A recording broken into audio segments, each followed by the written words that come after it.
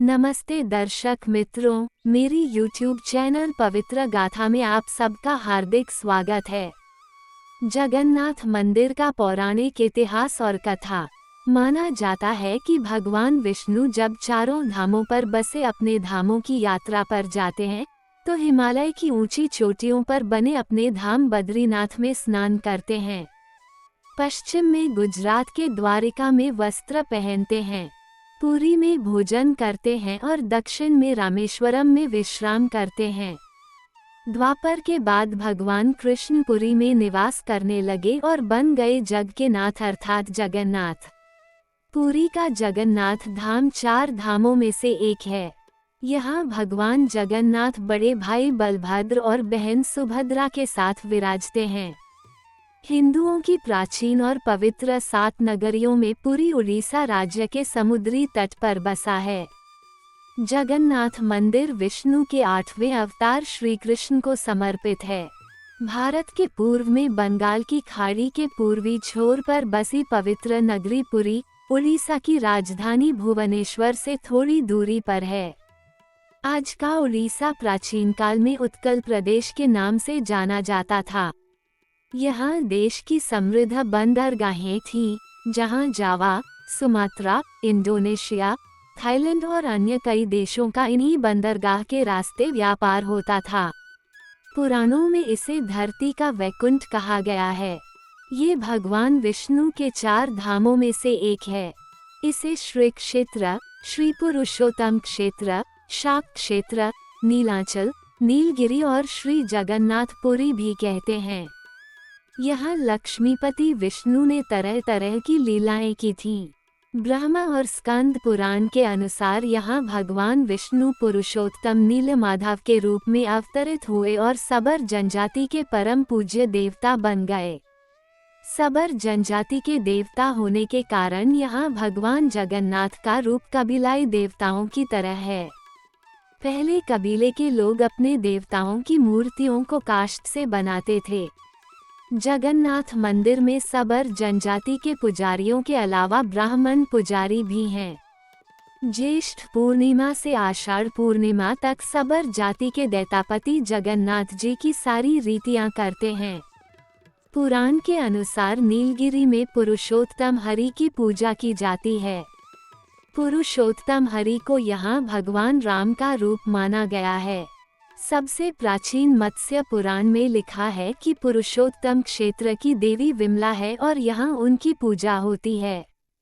रामायण के उत्तराखंड के अनुसार भगवान राम ने रावण के भाई विभीषण को अपने इक्ष्वाकु वंश के कुल देवता भगवान जगन्नाथ की आराधना करने को कहा।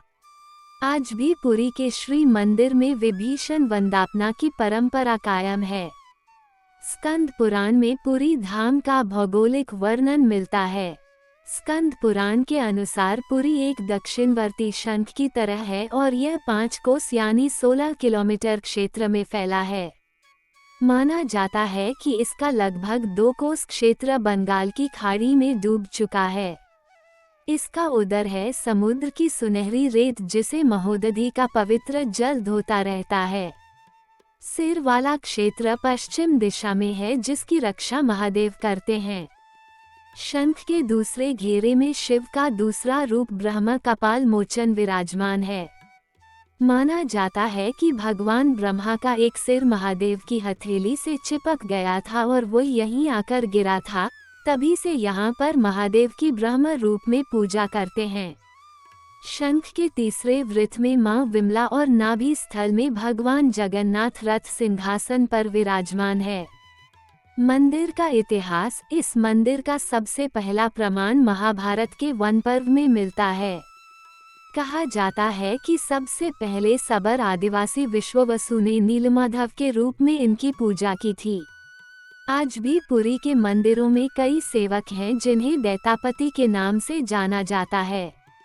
राजा इंद्रद्युम्न ने बनवाया था यहाँ मंदिर।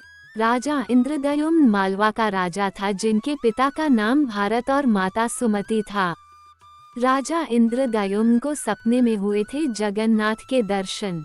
कई ग्रंथों में राजा इंद्रद्युम्न और उनके यज्ञ के बारे में विस्तार से लिखा है। उन्होंने यहाँ कई विशाल यज्ञ किए और एक सरोवर बनवाया। एक रात भगवान विष्णु ने उनको सपने में दर्शन दिए और कहा, नीलाचल पर्वत की एक गुफा में मेरी एक मूर्ति है, उसे नीलमाधव कहते हैं। तुम एक मंदिर बनवाकर उसमें मेरी यह मूर्ति स्थापित कर दो। राजा ने अपने सेवकों को नीलाचल पर्वत की खोज में भेजा। उसमें से एक था ब्राह्मण विद्यापति। विद्यापति ने सुन रखा था कि सबर कबीले के लोग नीलमाधव की पूजा करते हैं और उन्होंने अपने देवता की इस मूर्ति को नीलाचल पर्वत की गुफा में छुपा रखा है। वो ये भी जानता था कि सबर कबीले का मुखिया विश्ववसु नीलमाधव का उपासक है और उसी ने मूर्ति को गुफा में छुपा रखा है। चतुर विद्यापति ने मुखिया की बेटी से विवाह कर लिया। आखिर में वह अपनी पत्नी के जरिए नीलमाधव की गुफा तक पहुंचने में सफल हो गया। उसने मूर्ति चुरा ली और राजा को लाकर दे दी। विश्ववसु अपने आराध्य देव की मूर्ति चोरी होने से बहुत दुखी हुआ। अपने भक्त के दुख से भगवान भी दुखी हो गए। भगवान गुफा में लौट गए, लेकिन साथ ही राजेंद्रद्युम्न से वादा किया कि वो एक दिन उनके पास जरूर लौटेंगे, बशर्ते कि वो एक दिन उनके लिए विशाल मंदिर बनवा दे। राजा ने मंदिर बनवा दिया और भगवान विष्णु से मंदिर में विराजमान होने के लिए कहा। भगवान ने कहा कि तुम मेरी मूर्ति बनाने के लिए समुद्र में तैर रहा पेड़ का बड़ा टुकड़ा उठाकर लाओ, जो द्वारिका से समुद्र में तैरकर पुरी आ रहा है। राजा के सेवकों ने उस पेड़ के टुकड़े को तो ढूंढ लिया, लेकिन सब लोग मिलकर भी उस पेड़ को नहीं उठा पाए। तब राजा को समझ आ गया कि नीलमाधव के अनन्य भक्त सबर कबीले के मुखिया विश्ववसु की ही सहायता लेना पड़ेगी। सब उस वक्त हैरान रह गए जब विश्ववसु भारी भरकम लकड़ी को उठाकर मंदिर तक ले आए। अब बारी थी लकड़ी से भगवान की मूर्ति गढ़ने की। राजा के कारीगरों ने लाख कोशिश कर ली, लेकिन कोई भी लकड़ी में एक छेनी तक भी नहीं लगा सका। तब तीनों लोक के कुशल कारीगर भगवान विश्वकर्मा एक बूढ़े व्यक्ति का रूप धर कर आए।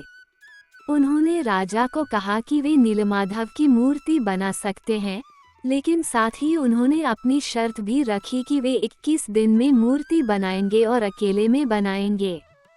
कोई उनको बनाते हुए नहीं देख सकता। उनकी शर्त मान ली गई।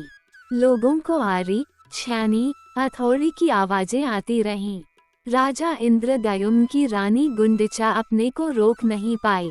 वह दरवाजे के पास गई तो उसे कोई आवाज सुनाई नहीं दी। वह घबरा गई। उसे लगा बूढ़ा कारीगर मर गया है। उसने राजा को इसकी सूचना दी। अंदर से कोई आवाज सुनाई नहीं दे रही थी तो राजा को भी ऐसा ही लगा। सभी शर्तों और चेतावनियों को दरकिनार करते हुए राजा ने कमरे का दरवाजा खोलने का आदेश दिया। जैसे ही कमरा खोला गया तो बूढ़ा व्यक्ति गायब था और उसमें 3 अधूरी मूर्तियां मिली पड़ी मिली।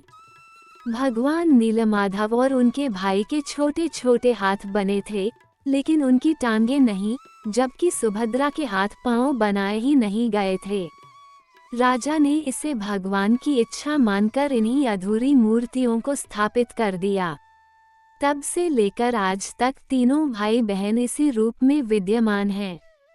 वर्तमान में जो मंदिर है वह 7वीं सदी में बनवाया था। हालांकि इस मंदिर का निर्माण ईसा पूर्व 2 में भी हुआ था। यहाँ स्थित मंदिर 3 बार टूट चुका है। 1174 ईस्वी में ओडिशा शासक अनंग भीमदेव ने इसका जीर्णोद्धार करवाया था। मुख्य मंदिर के आसपास लगभग 30 छोटे बड़े मंदिर स्थापित हैं। जय जगन्नाथ। दोस्तों, आपको ये कहानी कैसी लगी कमेंट करके जरूर बताएं। ऐसी और कहानी सुनने के लिए इसे लाइक और शेयर करिए। मेरी चैनल को सब्सक्राइब जरूर करिए। धन्यवाद।